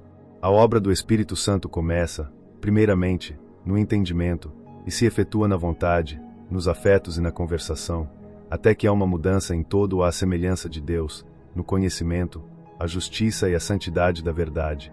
Assim, pois, ser piedoso é apresentar-nos a Deus. O orgulho é um pecado que está em nós por natureza, necessitamos sermos advertidos e armados em sua contra. Todos os santos constituem um corpo em Cristo que é a cabeça do corpo, e o centro comum de sua unidade. No corpo espiritual há alguns que são aptos para uma classe de obra, e são chamados a ela, outros, para outra classe de obra. Devemos realizar todo o bem que pudermos, uns aos outros, e para proveito do corpo. Se pensarmos devidamente nos poderes que temos, e quão longe estamos de aproveitá-los apropriadamente, isso nos humilharia. Porém, como não devemos estar orgulhosos de nossos talentos, devemos cuidar-nos, não seja que sob pretexto de humildade e abnegação sejamos preguiçosos em entregar-nos para benefício dos outros. Não devemos dizer não sou nada, portanto, ficarei quieto e nada farei. Senão não sou nada por mim mesmo, portanto, me darei ao máximo no poder da graça de Cristo. Sejam quais forem nossos dons ou situações, tratemos de ocupar-nos humilde, diligente, alegremente e com simplicidade, sem buscar nosso próprio mérito ou proveito, senão o bem de muitos neste mundo e no vindouro. O amor mútuo que os cristãos se professam deve ser sincero, livre de engano e de adulações mesquinhas e mentirosas. Em dependência da graça divina, eles devem detestar e ter pavor a todo mal, e devem amar e deleitar-se em todo o que seja bom e útil. Não só devemos fazer o que é bom, devemos aferrar-nos ao bem. Todo nosso dever mútuo está resumido nesta palavra, amor. Isto significa o amor dos pais por seus filhos, que é mais tenro e natural que qualquer outro, é espontâneo e sem ataduras. Amar com zelo a Deus e ao homem pelo Evangelho dará diligência ao cristão sábio em todos seus negócios mundanos para alcançar uma destreza superior. Deus deve ser servido com o Espírito, sob as influências do Espírito Santo. Ele é orado com nossa esperança e confiança nele, especialmente quando nos regozijamos nessa esperança. É servido não só realizando sua obra, senão sentando-nos tranquilos e em silêncio quando nos chama a sofrer. A paixão por amor a Deus é a piedade verdadeira. Os que se regozijam na esperança provavelmente sejam pacientes quando estão atribulados. Não devemos ser frios nem cansar-nos no dever da oração. Não só deve haver benignidade para os amigos e irmãos, os cristãos não devem albergar ira contra os inimigos. Só é amor falso o que resta nas palavras bonitas quando nossos irmãos necessitam provisões reais e nós podemos provê-los. Devemos estar preparados para receber aos que fazem o bem. Segundo haja ocasião, devemos dar as boas-vindas aos forasteiros. Abençoem, e não amaldiçoem. Pressupõe a boa vontade completa não abençoar quando oramos para amaldiçoar em outros momentos, mas bendizê-los sempre sem amaldiçoá-los em absoluto. O amor cristão verdadeiro nos fará participar nas penas e alegrias de uns e outros. Trabalhe o mais que possa para concordar nas mínimas verdades espirituais, e quando não o consiga, concorde no afeto. Olhe com santo desprezo a pompa e dignidades mundanas. Não se preocupe com elas, não se apaixone por elas. Conforme-se com o lugar em que Deus o colocou em sua providência, qualquer que seja. Nada é mais baixo que nós senão o pecado. Nunca encontraremos em nossos corações a condescendência para com o próximo enquanto alberguemos vaidade pessoal. Portanto, esta deve ser mortificada. Desde que os homens se fizeram inimigos de Deus, têm estado muito dispostos a serem inimigos entre si. Os que abraçam a religião devem esperar encontrar-se com inimigos em um mundo cujos sorrisos rara vez concordam com os de Cristo. Não paguem a ninguém mal por mal. Essa é uma recompensa brutal, apta só para animais que não têm consciência de nenhum ser superior, ou de nenhuma existência depois desta. E não só façam, senão estudem e cuidem-se em fazer o que é amistoso e elogiável, e que faz que a religião resulte recomendável a todos aqueles com os que conversem. Estuda as coisas que trazem a paz, se possível, sem ofender a Deus nem ferir a consciência. Não se vinguem vocês mesmos. Esta é uma lição difícil para a natureza corrupta, portanto, se dá o remédio para isso. Deixem lugar à ira. Quando a paixão do homem está em seu auge, e a torrente é forte, deixe-o passar, não seja que seja enfurecido mais ainda contra nós. A linha de nosso dever está claramente marcada e se nossos inimigos não são derretidos pela benignidade perseverante, não devemos buscar a vingança. Eles serão consumidos pela fera ira desse Deus ao que pertence a vingança. O último versículo sugere o que é facilmente entendido pelo mundo, que em toda discórdia e contenda são vencidos os que se vingam, e são vencedores os que perdoam. Não se deixe esmagar pelo mal. Aprenda a derrotar as más intenções em sua contra, já seja para mudá-las ou para preservar a paz. O que tem esta regra em seu espírito é melhor que o poderoso. Pode-se perguntar aos filhos de Deus se para eles não é mais doce, que todo bem terreno, que Deus capacite por seu espírito de modo que seja esse seu sentir e seu agir. Livro de Romanos capítulo 13. A graça do Evangelho nos ensina a submissão e silêncio quando o orgulho e a mente carnal somente vêm motivos para murmurar e estar descontentes. Sejam quem for as pessoas que exercem autoridade sobre nós, devemos submeter-nos e obedecer ao justo poder que têm. No transcurso geral dos assuntos humanos, os reis não são terror para os súbditos honestos, tranquilos e bons, senão para os malfeitores. Tal é o poder do pecado e da corrupção que muitos são refreados de delinquir somente pelo medo ao castigo. Você tem o benefício do governo, portanto, faça o que possa por conservá-lo, e nada para perturbá-lo. Esta é uma ordem para que os indivíduos se comportem com tranquilidade e paz aonde Deus os tenha colocado. 1 TM 2.12. Os cristãos não devem usar truques nem fraudes. Todo contrabando, tráfico de mercadorias de contrabando, a retenção ou evasão de impostos, constituem uma rebelião contra o mandamento expresso de Deus. Deste modo, se rouba dos vizinhos honestos, que deverão pagar mais, e se fomentam os delitos dos contrabandistas e outros que lhes são associados. Dói que alguns professantes do Evangelho estimulem tais costumes desonestos. Convém que todos os cristãos aprendam e pratiquem a lição que aqui se ensina, para que os santos da terra sejam sempre achados como os tranquilos e pacíficos da terra, não importa como sejam os outros. Os cristãos devem evitar os gastos inúteis e ter cuidado de não contrair dívidas que não possam pagar. Também devem afastar-se de toda especulação aventureira e dos compromissos precipitados, e de tudo o que possa expô-los ao perigo de não dar a cada um o que lhe é devido. Não devam nada a ninguém. Deem a cada um o que lhe corresponda. Não gastem em vocês o que deve ao próximo. Contudo, muitos dos que são muito sensíveis aos problemas, pensam pouco acerca do pecado de endividar-se. O amor pelo próximo inclui todos os deveres da segunda tábua, dos mandamentos. Os últimos 5 mandamentos se resumem nesta lei real: amarás a teu próximo como a ti mesmo, com a mesma sinceridade com que se ama a você, embora não na mesma medida e grau. O que ama a seu próximo como a si mesmo, desejará o bem-estar dele. Sobre isto se edifica a regra de ouro: fazer como queremos que nos façam. O amor é um princípio ativo de obediência de toda a lei. Não só evitemos o dano às pessoas, às conexões, à propriedade e o caráter dos homens, mas não façamos nenhuma classe de mal em ninguém, e ocupemo-nos de ser úteis em cada situação da vida. Aqui se ensinam 4 coisas, como uma lista do trabalho diário do cristão. Quando acordar, agora, despertar do sono da segurança carnal, a preguiça e a negligência, e despertar do sono da morte espiritual. Considera o tempo, um tempo ocupado, um tempo perigoso. Além disso, a salvação está perto, na mão. Ocupemo-nos de nosso caminho e façamos nossa paz, que estamos mais perto do final de nossa viagem. Também preparemo-nos. A noite quase se passou, o dia está chegando, portanto, é tempo de vestir-nos. Observe-se que devemos tirar a roupa usada durante a noite. Eliminam as obras pecaminosas das trevas.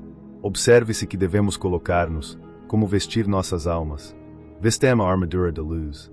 O cristão deve reconhecer-se como nu se não estiver armado. As graças do Espírito são esta armadura, para assegurar a alma contra as tentações de Satanás e os ataques do presente mundo mau. Vistam-se de Cristo, isso inclui tudo. Vistam-se da justiça de Deus para a justificação. Vistam o Espírito e a graça de Cristo para a santificação. Devem vestir o Senhor Jesus Cristo como Senhor que os governa, como Jesus que os salva, e em ambos casos, como Cristo ungido e nomeado pelo Pai para a obra de reinar e salvar. Como caminhar? Quando estamos de pé e prontos, não devemos sentar-nos tranquilamente. Se não sair fora, andemos. O cristianismo nos ensina a andar para comprazer a Deus que nos vê sempre. Ande honestamente, como de dia, evitando as obras das trevas. Onde há tumultos e embriaguez costuma haver libertinagem e lascívia, discórdia e inveja. Salomão as ajuntou a todas, PV 23.29-35. Atente na provisão que fará. Nosso maior cuidado deve ser por nossas almas, então, não devemos cuidar nossos corpos? Sim, mas há duas coisas proibidas: confundir-nos com afã ansioso e perturbador, e dar-nos o gosto dos desejos ilícitos. As necessidades naturais devem ser supridas, mas deve-se controlar e negar-se os maus apetites. Nosso dever é pedir carne para nossas necessidades, se nos ensina a orar pedindo o pão cotidiano, porém pedir carne para nossas luxúrias é provocar a Deus. Livro de Romanos capítulo 14. As diferenças de opinião prevaleciam até entre os seguidores imediatos de Cristo e seus discípulos. Paulo não tentou eliminá-las. O assentimento forçoso de qualquer doutrina ou a conformidade com os ritos externos sem estar convencido é hipócrita e infrutífero. As tentativas de produzir a unanimidade absoluta dos cristãos serão inúteis. Que a comunhão cristã não seja perturbada por discórdias verbais. Bom será que nos perguntemos, quando sejamos tentados a desdenhar e inculpar a nossos irmãos, não os tem reconhecido Deus, e se ele o fez, me atrevo eu a desconhecê-los. Que o cristão que usa sua liberdade não despreze a seu irmão fraco por ignorante e supersticioso. Que o crente escrupuloso não busque defeitos em seu irmão, porque Deus o aceitou, sem considerar as distinções das carnes. Usurpamos o lugar de Deus quando julgamos assim os pensamentos e intenções do próximo, os quais estão fora de nossa vista. Muito parecido era o caso acerca de guardar os dias. Os que sabiam que todas estas coisas foram terminadas pela vinda de Cristo, não atentavam para as festividades dos judeus. Porém, não basta com que nossas consciências consintam com o que fazemos, é necessário que seja certificado pela palavra de Deus.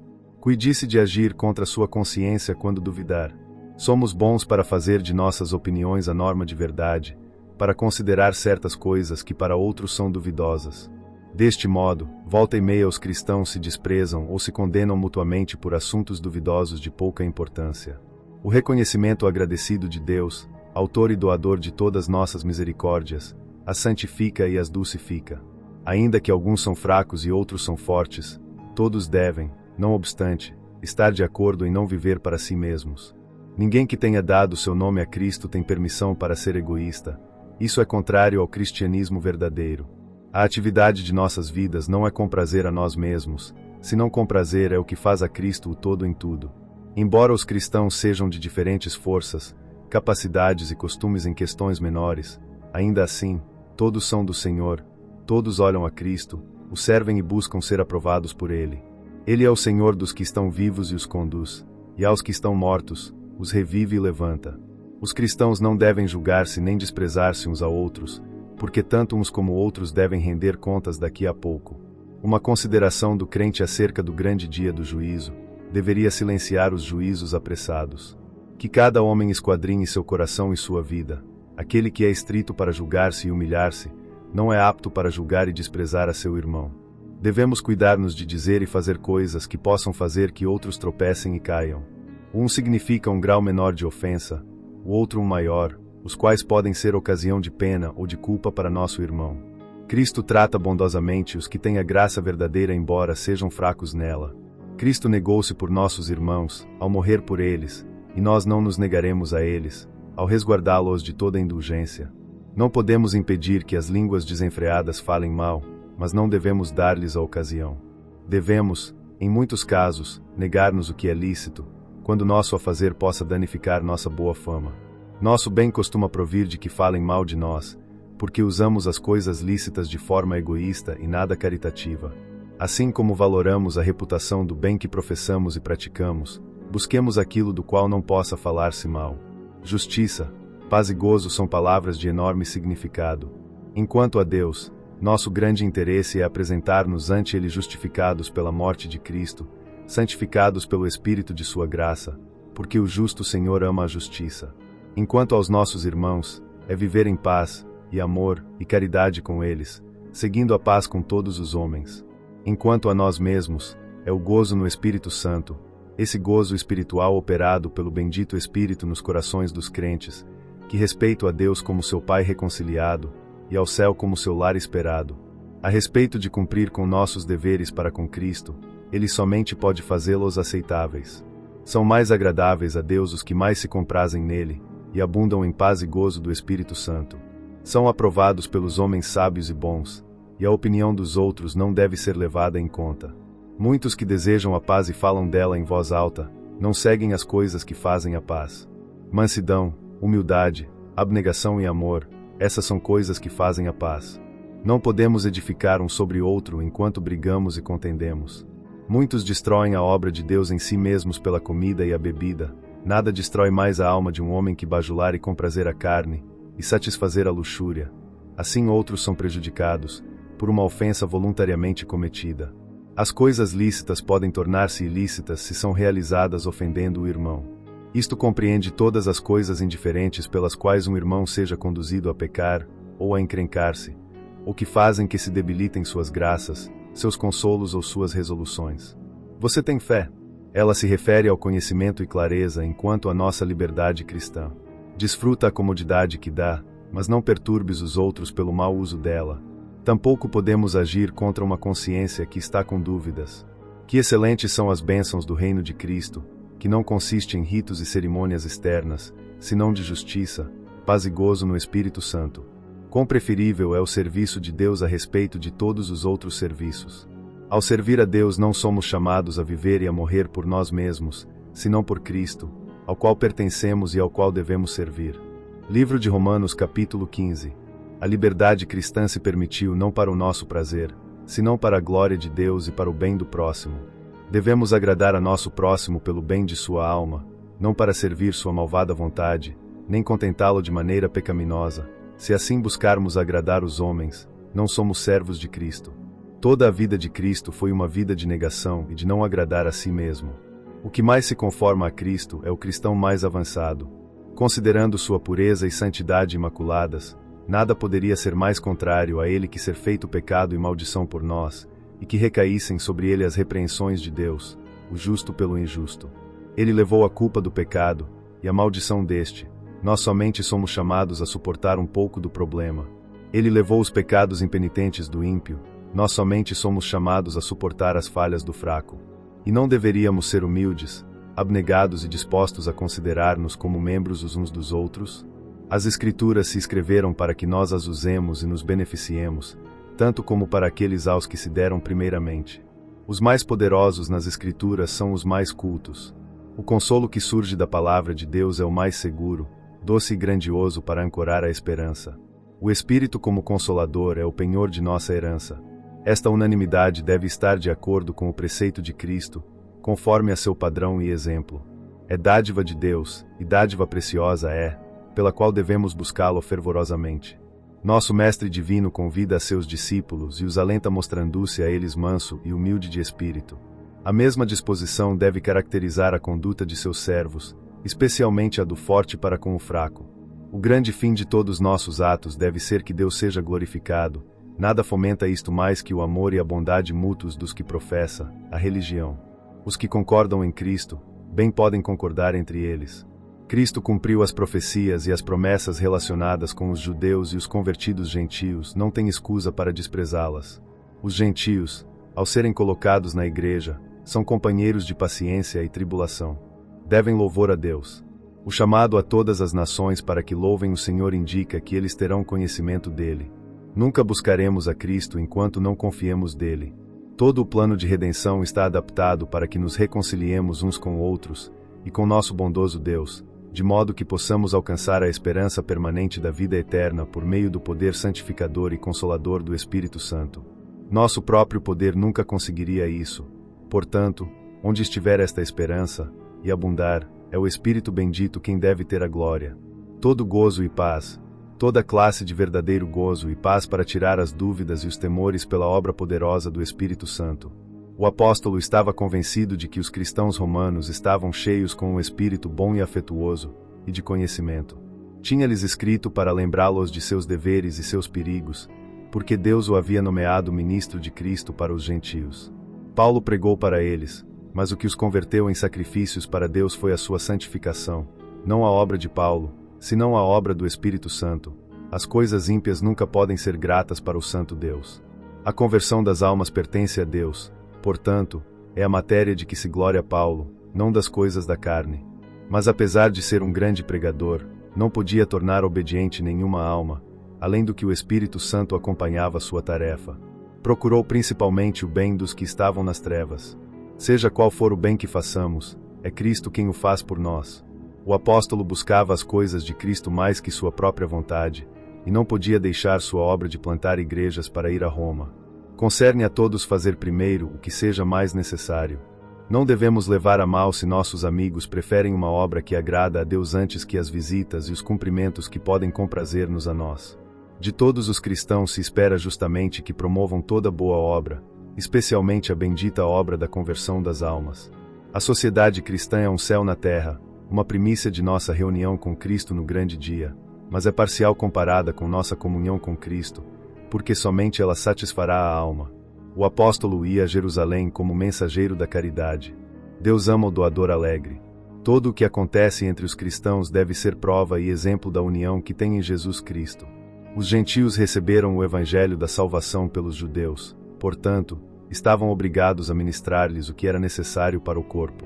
Concernente ao que se esperava deles fala expressando dúvidas, apesar de falar confiado acerca do que esperava de Deus.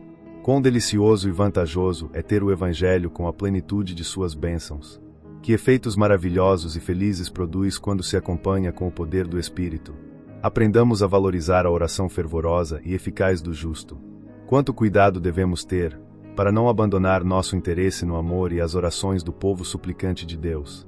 Se tivermos experimentado o amor do Espírito, não nos excusemos deste ofício de bondade para com o próximo. Os que prevalecem em oração, devem esforçar-se em oração. Os que pedem as orações de outras pessoas, não devem descuidar suas orações. Embora conhece perfeitamente nosso estado e nossas necessidades, Cristo quer sabê-lo de nós. Como devemos buscar a Deus para que refreie a má vontade de nossos inimigos, assim também devemos buscar a Deus para preservar e aumentar a boa vontade de nossos amigos. Todo o nosso gozo depende da vontade de Deus. Sejamos fervorosos nas orações com outros e por outros, para que, por amor a Cristo, e pelo amor do Espírito Santo, possam vir grandes bênçãos às almas dos cristãos e aos trabalhos dos ministros. Livro de Romanos capítulo 16. Paulo encomenda a Febe aos cristãos de Roma. Corresponde aos cristãos ajudar-se uns a outros em seus assuntos, especialmente aos forasteiros. Não sabemos que ajuda poderemos necessitar nós mesmos. Paulo pede ajuda para uma que tem sido útil para muitos, o que nega também será negado. Embora o cuidado de todas as igrejas estava com ele a diário, podia lembrar a muitas pessoas e enviar saudações a cada uma, com seus caracteres particulares, e expressar interesse por eles. Para que ninguém se sinta ferido, como se Paulo se tiver esquecido deles, manda suas lembranças ao restante, como irmãos e santos, embora não os menciona de nome. Agrega, finalmente, uma saudação geral para todos eles em nome das igrejas de Cristo. Quão fervorosas, quão afetuosas são estas exortações. O que se afasta da sã doutrina das Escrituras é algo que abre a porta à divisão e às ofensas. Se abandonar a verdade, não durarão muito a paz e a unidade. Muitos que chamam de Mestre e Senhor a Cristo, distam muito de servi-lo, porque servem seus interesses mundanos, sensuais e carnais. Corrompem a cabeça enganando o coração. Pervertem os juízos porque se enredam nos afetos. Temos grande necessidade de cuidar de nossos corações com toda diligência. A política comum dos sedutores é impor-se sobre os que estão amolecidos por suas convicções. O temperamento dócil é bom quando está bem conduzido, do contrário pode ser levado a descaminhar-se. Sejam tão sábios como para não ser enganados, mas tão simples como para não enganar. A bênção de Deus que espera o apóstolo é a vitória sobre Satanás. Isto inclui todos os desígnios e estratagemas de Satanás contra as almas, para contaminá-las, perturbá-las e destruí-las. Todos seus intentos são para obstaculizar-nos a paz do céu aqui, e a possessão do céu no além. Quando pareça que Satanás prevalece, e que estamos prestes a dar todo por perdido, então intervirá o Deus da paz por nós. Portanto, resistam com fé e paciência mais um pouco. Se a graça de Cristo está conosco, quem pode vencer-nos? O apóstolo agrega lembranças afetuosas de pessoas que estão com ele, conhecidos pelos cristãos de Roma. Grande consolo é ver a santidade e o serviço de nossos parentes.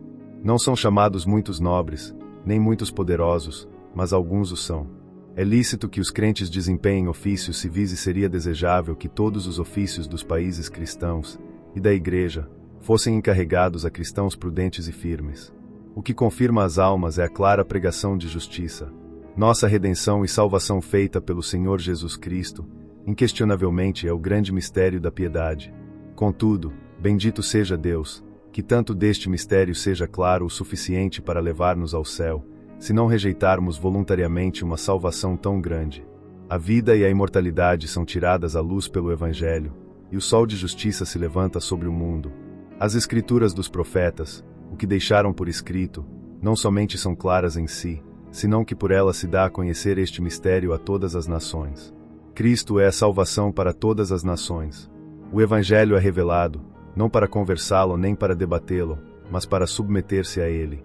A obediência de fé é a obediência dada à palavra da fé, e que vem pela graça da fé. Toda a glória que o homem caído dê a Deus, para ser aceito por ele, deve ser por meio do Senhor Jesus, porque nele só podem ser agradáveis para Deus nossas pessoas e nossas obras. Devemos mencionar esta justiça, como sua somente, daquele que é o mediador de todas nossas orações, porque ele é e será, por a eternidade, o mediador de todos nossos louvores. Lembrando que somos chamados à obediência de fé, e que todo grau de sabedoria é do único sábio Deus, devemos render a ele, por palavra e obra, a glória por meio de Jesus Cristo, para que assim permaneça a graça de nosso Senhor Jesus Cristo conosco para sempre.